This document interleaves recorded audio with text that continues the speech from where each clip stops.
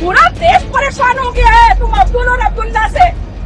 पूरा देश परेशान हो गया है तुम अब्दुल और अब्दुल्ला से। तो फिर मैंने कहा तू गालियां भी परोस रहा है, तू हमें ह्यूमिलिएट भी कर रहा है और मेरे साथ साथ तू सबको ह्यूमिलिएट कर रहा है। तो ये जो इंडिगो मिनी जिहाद कर रहा है, ये कोई पहली बार तो कर नहीं रहा है, ये इससे पहले भी बहुत सारे जो मुस्लिम एयर होस्टेस हैं उन्होंने बदतमीजी की है। फरहत नाम की एक एयर होस्टेस ने एक साधु को थूक करके कॉफी दिया था। असदुद्दीन अवैसी और इमरान प्रतापगढ़ी का बंदा नाम ले रहा है और कह रहा है तुम तो शरीर बेचने वाली हो। और इमरान प्रतापगढ़ी ने बिल्कुल सही कहा है कि तुम बहुत जहरीली औरत हो, कि जब भी तुम कश्मीर आओगी तुम्हारा सर तन से जुदा कर दिया जाएगा।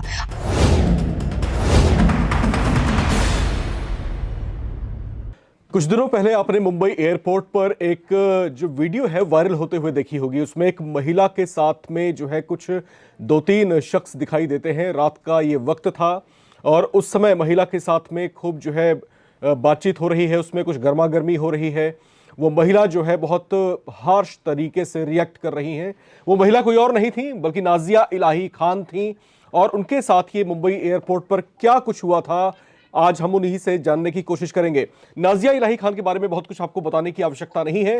नाजिया इलाही खान जी जो है पाकिस्तान समेत गल्फ कंट्रीज के कई चैनल्स पर छाई रहती हैं, वहां की पैनल्स पर वो बैठती हैं, कई मुद्दों पर मुखर होकर के बोलती रही हैं। यही इनका अंदाज है और इसीलिए ये सोशल मीडिया समेत जो है विदेशों में भी खूब जो है सुर्खियां बटोरती रही हैं। नाज़िया जी, सबसे पहले ये मैं आपसे जानना चाहता हूं कि ये था क्या, आखिर मुंबई एयरपोर्ट पर ये क्या हुआ था और क्यों आप इतना भड़क रही थी कि अचानक वो वीडियो वायरल होती है और इसके बाद जो है अचानक हम एक तूफान सा उठते देखते हैं जब जम्मू कश्मीर की पूर्व मुख्यमंत्री महबूबा मुफ्ती की बेटी जो इल्तिजा मुफ्ती हैं उनकी तरफ से बड़ी हार्श प्रतिक्रिया आती है। इसके अलावा कांग्रेस सांसद जो है इमरान प्रतापगढ़ी, उनकी तरफ से एक कठोर प्रतिक्रिया आती है। सबसे पहले बताएं कि ये था क्या, ये हुआ क्या था? एक्चुअली मेरी टिकट एयर इंडिया से 22 दिसंबर की थी, बॉम्बे से दिल्ली की। और सब अलग अलग बातें कह रहे हैं कि मैं बॉम्बे लैंड कर रही थी, तो मैं लखनऊ से बॉम्बे आ रही थी। सबने बेवजह की दकियानूसी बातें कही हैं।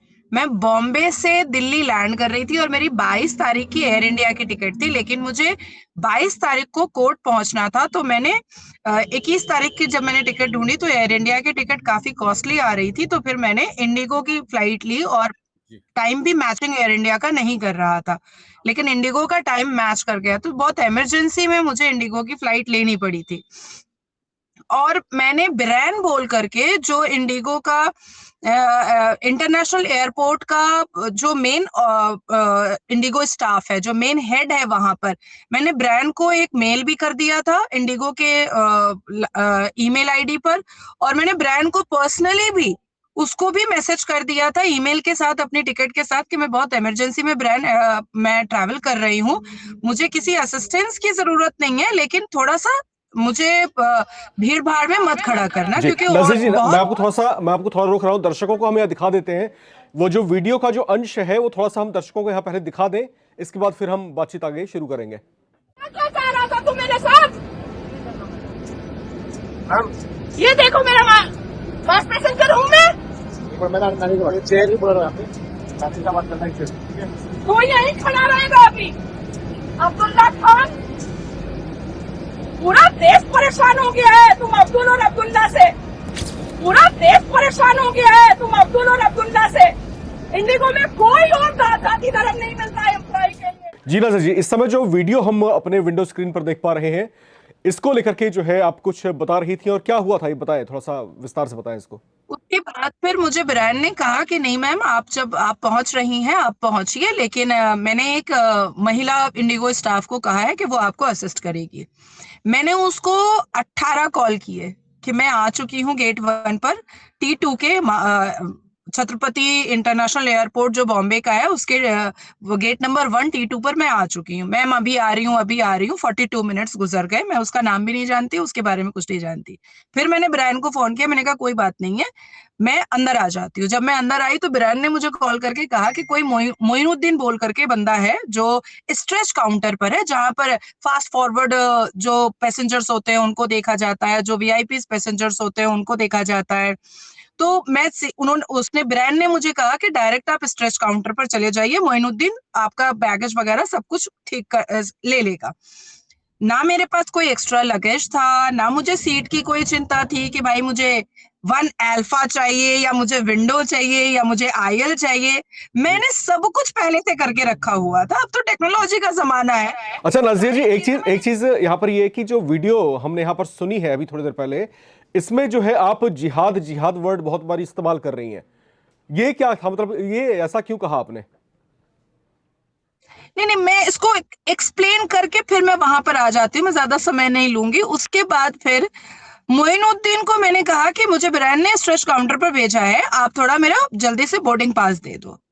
मोइनुद्दीन ने कहा मुझे 2 मिनट दीजिए, मैं आ रहा हूँ। वो 2 मिनट पता है 40 मिनट्स में भी कंप्लीट नहीं हुआ। फिर ब्रांड को मैंने कॉल किया, ब्रांड ने मुझे रेहान बोला, देखिए वहां पर रेहान होगा। रेहान को मैं कॉल लगा करके ब्रांड को दे रही हूँ, रेहान कह रहा है चल चल चल निकल, वहां पर खड़ी हो जा करके। Can you imagine? आप मुझे पहचान रहे हो नहीं पहचान रहे हो, पर आप किसी भी महिला से ऐसे नहीं बात कर सकते।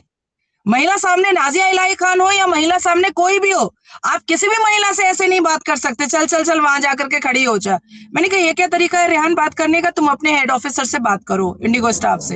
मैंने कहा ब्रांड मेरे फोन पर है, मैं नहीं तुम्हारा फोन पकड़ूंगा, मैं नहीं तुम्हारा फोन लूंगा, चलो चलो चलो कॉर्नर में जाकर खड़ी हो जाओ। उसके बाद फिर वो पीछे से बहुत सारी दुबई और ईरान जाने वाली महिलाएं थी, वो उसको एंटरटेन करने लगा, हिजाब वाली थी। उसके बाद फिर मैंने लाइन वाइन लगाया, स्ट्रेच में ही मैंने अपना सारा काम किया। मैं अंदर गई और उसके बाद फिर रनवे कोच पर जो ड्राइवर था कोच का, वो अब्दुल्ला खान था। और मुझे तो पता भी नहीं था कि वो अब्दुल्ला खान है, मैं क्या जानने गई। अब मैं आगे के जहां पर ड्राइवर चलाता है मैं वहीं पर खड़े हो गई जाकर के। अब वो मुझे इतनी गंदी गंदी गालियां दे रहा है, इतनी गंदी गंदी गालियां दे रहा है कि आप वो शब्द मैं इस्तेमाल भी नहीं कर सकती हूँ, बिल्कुल भी नहीं मैं इस्तेमाल कर सकती हूँ। उसके बाद फिर वो कहीं अंधेरे में ले जाकर के खड़ा कर दिया। हमेशा एयर जो रनवे कोच होता है उसमें फास्ट फॉरवर्ड और वीआईपी और बिजनेस क्लास के लोगों को पहले कोच पर बैठा दिया जाता है, और वो कोच सबसे पहले जाती है, क्योंकि सबसे पहले बैठाया जाता है तो सबसे पहले एयरक्राफ्ट के पास पहुंचती है। वो जो जिस कोच में मैं थी वो एयरक्राफ्ट के पास पहुंची है 4 कोच पहुंचने के बाद। वो जाकर के खड़ा कर दिया 20-22 मिनट कहीं अंधेरे पर। तो फिर मैंने कहा तू गालियां भी परोस रहा है, तू हमें ह्यूमिलिएट भी कर रहा है और मेरे साथ साथ तू सबको ह्यूमिलिएट कर रहा है। भाई तेरा नाम क्या है? तो कह रहा मेरा नाम अब्दुल्ला खान है, क्या उखाड़ लोगी? Can you imagine? आप शब्द पकड़ रहे हैं। उसके बाद जब मैं उतरी हूं फिर मैंने इंडिगो के जो रनवे कोच के हेड स्टाफ थे ऋषि कपूर, वो आया, उसको मैंने ही बुलाया है। फिर ऋषि कपूर को मैंने बोला कि मैं आज नहीं जाऊंगी, मैं पहले इसको पुलिस स्टेशन में मैं इसको जेल भर्ती करवाऊंगी। ऋषि कपूर ने मुझे कहा कि मैम आप अपनी फ्लाइट मिस मत कीजिए, ये मेरा मोबाइल नंबर है और आप अपना ईमेल आईडी दीजिए, मैं इसके ऊपर इंक्वायरी बैठवाऊंगा, मैं इसके ऊपर कार्रवाई करवाऊंगा। तो ये जो इंडिगो मिनी जिहाद कर रहा है, ये कोई पहली बार तो कर नहीं रहा है, ये इससे पहले भी बहुत सारे जो मुस्लिम एयर होस्टेस हैं उन्होंने बदतमीजी की है। मेरे पास तो एक मेल आया है जिसमें फरहत नाम की एक एयर होस्टेस ने एक साधु को थूक करके कॉफी दिया था, ये भी मेल आया है मेरे पास। इससे पहले फैज दिल्ली डोमेस्टिक रनवे पर फैज जैसे ही मुझे देखा वो असिस्टेंट बन करके उसको इंडिगो ने भेजा था, वो मेरे लैपटॉप का बैग फेंक दिया था मेरा शक्ल देखते ही। तेरे लिए भेजा है मुझे इंडिगो ने, वो मेरे लैपटॉप का बैग लिटरली रनवे पर फेंका था। तो मैंने बहुत सारे इंसिडेंट्स देखे और मैंने क्या ही बोला है, मैंने तो गलत बोला कि देश परेशान है अब्दुल्ला से। मुझे तो कहना चाहिए था कि पूरा ब्रह्मांड परेशान है अब्दुल्ला से। इसमें मैंने क्या गलत बोल दिया है? आपके ऐसा कहने से जो मुस्लिम कम्युनिटी के जो लीडर्स हैं, कई चर्चित चेहरे जो हैं, वो अचानक भड़क गए हैं। और ताज्जुब की बात यह है कि जो ये आखिर हुआ क्यों, ये शायद किसी ने जानने की कोशिश नहीं की। लेकिन यहाँ पर इल्तिजा मुफ्ती की तरफ से बड़ा ही हार्श स्टेटमेंट आया। उन्होंने ये कहा कि एक महिला है जो खुद को मुसलमान बताती है और जाकर के उसने मुंबई एयरपोर्ट पर बखेड़ा खड़ा कर दिया और जो है इस तरह की जो है शब्दावली का इस्तेमाल किया। इसी तरह से इमरान प्रतापगढ़ी जो कांग्रेस के सांसद हैं, उनकी तरफ से भी बड़ी जो है रूखी प्रतिक्रिया आई है। उन्होंने आपका भी जो है बड़ा विरोध किया है। इसको लेकर के आपका क्या कहना है? इल्तिजा मुफ्ती ने सिर्फ ट्वीट नहीं किया एक सैंडल पर, और उन्होंने मुझे सिर्फ डिफेम और मलाइंग नहीं किया, बल्कि उन्होंने एक बार भी पूरे मुद्दे को समझने की और बूझने की कोशिश भी नहीं की। हालांकि मैंने पूरा डिटेल अपनी ट्वीट पर लिखा था और 24 सेकंड का एक वीडियो मैंने डाला था, वो भी मेरा ही डाला हुआ है। ऐसा नहीं है कि अब्दुल्ला खान ने उनको भेज दिया था। और उसके बाद फिर कश्मीर से मुझे कम से कम भी तो 800 से ऊपर धमकी के कॉल आए हैं और गाली गलौज के कॉल आए हैं, और इल्तिजा मुफ्ती का नाम ले करके मुझे कश्मीरियों ने कॉल करके मुझे गाली गलौज किया है। यहाँ तक के ब्लास्फेमी की सजा भी मुझे सुना दी है कि जब भी तुम कश्मीर आओगी तुम्हारा सर तन से जुदा कर दिया जाएगा। अब इमरान प्रतापगढ़ी की बात आती है। इमरान प्रतापगढ़ी, अभी भी सुबह में मेरे पास हैदराबाद से एक कॉल आया है जिसमें असदुद्दीन अवैसी और इमरान प्रतापगढ़ी का बंदा नाम ले रहा है और कह रहा है तुम तो शरीर बेचने वाली हो, तुम अपना शरीर बेचो आराम से, और तुम ये भाजपा का झंडा लहरा लहरा करके तुम का धंधा करो। और इमरान प्रतापगढ़ी ने बिल्कुल सही कहा है कि तुम बहुत जहरीली औरत हो। तो उसके बाद फिर पाकिस्तान से लेकर के, हैदराबाद से लेकर के, कश्मीर से लेकर के जितने थ्रेट के कॉल मेरे पास आए हैं वो सब मैंने एक सैंडल पर डाला है और रॉ डाल दिया है वीडियो करके। तो अब इमरान प्रतापगढ़ी क्यों नहीं कह रहे कि मुसलमान इतनी गंदी गालियां कहां से सीख रहे हैं, कुरान से सीख रहे हैं क्या? अब इल्तिजा मुफ्ती क्यों नहीं कह रही है कि मेरे कश्मीरी जो मुसलमान जो मुजाहिद बनने पर बहुत फक्र महसूस करते हैं वो गलत कर रहे हैं एक महिला के साथ? और इल्तिजा मुफ्ती जो इतनी लंबी लंबी बातें कर रही हैं, मेरे पास भी बॉम्बे लोखंडवाला की उनकी बहुत सारी तस्वीरें हैं, लेकिन मैंने तो कभी नहीं ऐसा कहा कि एक पूर्व मुख्यमंत्री और एक इतने बड़े इस्लामिक घर की लड़की ये चड्डी बड्डी में क्यों घूमती है लोखंडवाला में। पर मैंने तो ऐसी कोई टिप्पणियां, अभद्र टिप्पणियां कभी भी मैंने किसी के बारे में नहीं की। कैन यू इमेजिन, बंगाल से तृणमूल कांग्रेस के लोग जो मेरे कॉलेज के जमाने की जो तस्वीरें वायरल करते थे उसको कश्मीर में और पाकिस्तान में वायरल किया गया है। जिन्ना के कब्रिस्तान से हैंड बिल रेडी करके मेरा फोटो और मेरा मोबाइल नंबर वायरल करवाया गया है। जिन्ना के कब्रिस्तान के पास खड़े होकर के फातिहा पढ़ के, अलमदो शरीफ पढ़ कर करके, और इतनी गंदी गंदी गालियां कि मैं उसको नहीं बता सकती हूँ। तो इमरान प्रतापगढ़ी अब मुंह में क्या ले चुके हैं? इमरान प्रतापगढ़ी अगर वाकई में अब्दुल्ला खान के लिए उनको इतनी दया थी तो उनको ऐसे मुसलमान जो गंदी गालियां देते हैं, जो एक महिला को धंधे वाली बोलते हैं, जो एक महिला को प्रोस्टिट्यूट बोलते हैं, उसके खिलाफ इमरान प्रतापगढ़ी के हलक से आवाज नहीं निकल रही है। और इल्तिजा मुफ्ती जो इतना लंबा चौड़ा उन्होंने एक सैंडल पर ट्वीट किया है, आज वो नहीं कह रही है जब मैं पाकिस्तान की बदतमीजियां जब मैं एक सैंडल पर डाल रही हूं, जब मैं पाकिस्तान के जिहादियों की जो अश्लील जुबान है और जो बदतमीजी है जब मैं उसको डाल रही हूं, तब इल्तिजा मुफ्ती कुछ नहीं बोल रही है। देखिए, इमरान प्रतापगढ़ी हो या इल्तिजा मुफ्ती हो, ये लोग कोई रिनाउंड फेस नहीं है। ये लोग एक सीट से जीते हुए हैं, अपनी कॉन्स्टिट्यूएंसी में लोग इन लोगों को जानते हैं। और क्योंकि कश्मीर में महबूबा मुफ्ती का नाम है, इल्तिजा मुफ्ती का कोई नाम नहीं है, तो उनको ऐसा लगा कि चलो नाजिया के पीछे पड़ जाते हैं, थोड़ी बहुत टीआरपी मिल ही जाएगी। और आज देखिए, आज राम जी जैसे इतने बड़े एंकर इल्तिजा मुफ्ती के बारे में मुझसे पूछ रहे हैं, लेकिन इल्तिजा मुफ्ती का दोहरा चरित्र और इमरान प्रतापगढ़ी का दोहरा चरित्र तो सामने आ गया कि जब मुसलमान बंदा गाली देता है और मैं उसको प्रूफ के साथ मैं जब ट्वीट करती हूँ तब उनके हलक से कोई आवाज नहीं निकलती। अभी तो मैं अब्दुल्ला ने जो गाली दिया था, अब्दुल्ला खान ने, अभी मैं उसको भी एक सैंडल पर डालूंगी जी। और बिल्कुल यहाँ पर जो वीडियो आप लोगों ने पिछले कुछ दिनों में देखा कि किस तरीके से सोशल मीडिया पर वायरल हो रहा है, जिसमें नाजिया इलाही खान को तो गुस्से से भड़कते हुए देखा गया, लेकिन गुस्से का जो सबब था, गुस्से की जो वजह थी, वो शायद किसी ने गंभीरता से तलाशने की कोशिश नहीं की। लेकिन खास तौर से जो इस्लामिक जो ग्रुप्स हैं या फिर जो सोशल हैंडल्स हैं, उस पर जो है भर भर करके जो है नाजिया जी के खिलाफ जो है किस तरीके से टिप्पणियां की जा रही हैं, उस पर नाजिया इलाही खान ने अपनी चुप्पी तोड़ी है और नवभारत टाइम्स पर जो है करारा जवाब देने की भी कोशिश की है।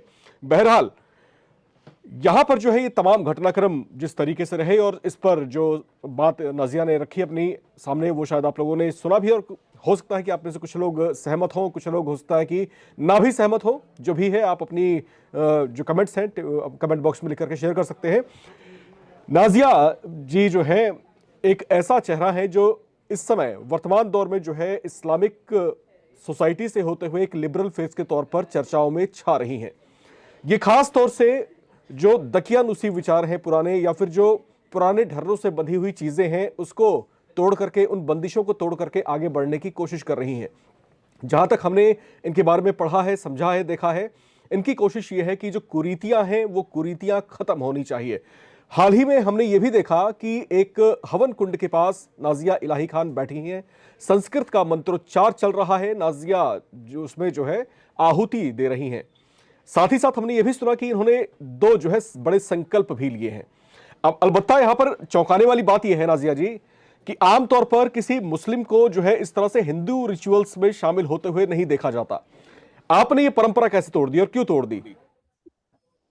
देखिए, मुझे लगता है कि संवैधानिक देश में इस्लामिक रिचुअल की बेड़ियों को तोड़ना बहुत जरूरी हो चुका है। और अल्लाह तबारक ताला ने या अल्लाह सुब्हान ने कभी नहीं 72 फरका बनाया, बल्कि अल्हामी किताब अल कुरान में अल्लाह तबारक ताला और पैगंबर मोहम्मद बार बार कह रहे हैं कि मुसलमानों को फिरकों में नहीं बंटना है।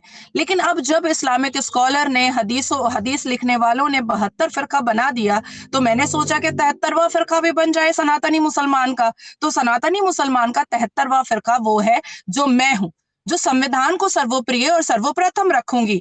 ये जो इस्लामिक स्कॉलर टीवी चैनलों पर बैठते हैं और कहते हैं मूर्ति पूजा करने वाले काफिर होते हैं, क्यों क्यों तुम कहोगे ऐसी बात? क्या तुमको देश का संविधान और देश का कानून इस बात की इजाजत देता है कि तुम किसी के भगवान को मूर्ति कहो, तुम किसी के भगवान को डिफेम और मलाइन करो?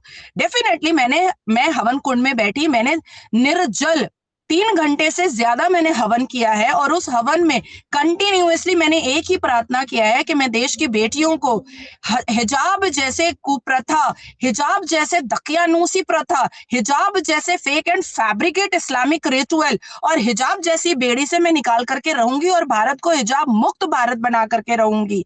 आज सोचिए कि जो हिजाब का जिक्र पूरे अल कुरान में नहीं लिखा हुआ है, उसको ये लोग बोलते हैं कि हिजाब is an essential part of Islam.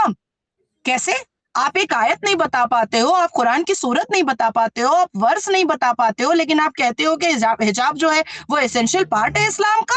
और ये हिजाब के अंदर हो क्या रहा है? बच्चियां ओयोरुम जा रही हैं, बच्चियां आवारगी कर रही हैं, बच्चियां जो है वो चोरी चमारी कर रही हैं, बच्चियां जो है वो तुम उससे झूठा वोट मतदान करवाते हो। ये हिजाब का के आड़ में जो गलत क्राइम करवाया जा रहा है बच्चियों से और बच्चियों को जो बिगाड़ा जा रहा है, इसको खत्म होना बहुत जरूरी है। इसलिए मैंने हवन कुंड में बैठ करके प्रार्थना की है कि मैं हर हालात में मुसलमान बेटियों को भारत जैसे संवैधानिक देश में हिजाब जैसी कुप्रथा की बेड़ियों से मैं छुटकारा दिलवाऊंगी। दूसरा, मैंने संकल्प लिया है कि 2026 में भारत में लव जिहाद के खिलाफ एक कठोर कानून आना चाहिए। और जिस हिसाब सेक्शन 69 जब आया था बीएनएस में, तो हमें लगा था कि चलो ठीक है, लव जिहाद पर कानून आया, पर जब हमने उसको डीप से पढ़ा तो लव जिहाद पर कोई कानून नहीं है। आप सोचिए, झांगुर पीर जो पकड़ाया उसके ऊपर ईडी, एनएसए, एनआईए के चार्जेस है, लेकिन जो मेन काम उसने किया था लव जिहाद का, उसके कोई चार्जेस ही नहीं है उसके ऊपर। ये हर रोज जो हम लव जिहाद के माध्यम से जो हिंदू बेटियों को कटते पिटते फुटते मरते देख रहे हैं, इस पर कोई चार्जेस ही नहीं है। तो मुझे ऐसा लगता है कि 2026 में ये दो आवाज मेरी देश के सर्वोच्च न्यायपालिका में भी जा रही है और देश के लोकतंत्र के मंदिर में भी जा रही है। क्योंकि मैं पेशे से वकील हूं, तो सबसे पहले मैं सर्वोच्च न्यायपालिका जाऊंगी और उसके बाद फिर उसका जजमेंट लेकर के लोकतंत्र के मंदिर में इसकी गूंज उठवाऊंगी कि इस पर एक कठोर से कठोर कानून आए। आप सोचिए, कल की बात है, अभी 24 घंटे पूरे नहीं हुए हैं, फ्रांस में एक महिला हिजाब ओढ़ करके जा रही थी, उसके ऊपर पेनल्टी लगी है। वो रास्ते में दिखाया जा रहा है कि उसको पेनल्टी भरना पड़ रहा है। इटली में आप सोचिए कि जो महिला हिजाब पहन करके जा रही है उसके ऊपर पेनल्टी लग रही है। और देखिए हमारी विडंबना, देखिए इस भारत की। भारत कोई शरिया देश नहीं है, भारत कोई इस्लामिक देश नहीं है, भारत संवैधानिक देश है। और इस्लामिक देश ईरान की बेटियां अपनी जान दे रही है कि मुझे अपनी आइडेंटिफिकेशन लेनी है, मुझे हिजाब नहीं पहनना है। और यहाँ मुसलमान बेटियों को मजबूर किया जाता है कि तुम हिजाब पहनो। तो लव जिहाद और हिजाब, इन दोनों पर कठोर कानून बनना और उसको इंप्लीमेंट करवाना इतना जरूरी हो चुका है, इससे ज्यादा जरूरी मुझे नहीं लगता है कि कुछ भी है। इसलिए मैंने ये दोनों संकल्प हवन कुंड पर लिया है। और जब मैं परिक्रमा कर रही थी तब भी मैंने यही संकल्प, यही मन्नत मांग रही थी कि भगवान मुझे, महादेव मुझे इतनी शक्ति दे कि मैं ये दोनों काम पूर्ण तरीके से 2026 में पूरा कर सकूं।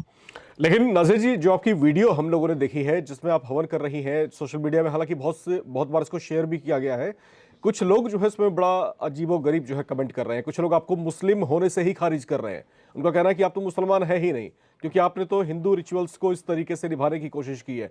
कुछ लोग ऐसे भी हैं जिनका ये कहना है कि जो हिजाब में नहीं है वो मुसलमान भी नहीं है। इस तरह के भी कमेंट्स हमने देखे। हालांकि इन जनरल इस तरह के स्टेटमेंट्स आते हैं तो हम उसको जो है उस गंभीरता से नहीं लेते, लेकिन यहां पर बात उस समय गंभीर होनी शुरू होती है जब मुस्लिम स्कॉलर्स, यानी कि जो विद्वान लोग हैं, जो जानते हैं कुरान के बारे में, जिन्होंने इसको पढ़ा हुआ है, जब उनकी तरफ से इस तरह की स्टेटमेंट्स आती हैं तो आप उसको किस तरीके से देखते हैं जब आपका विरोध किया जा रहा है?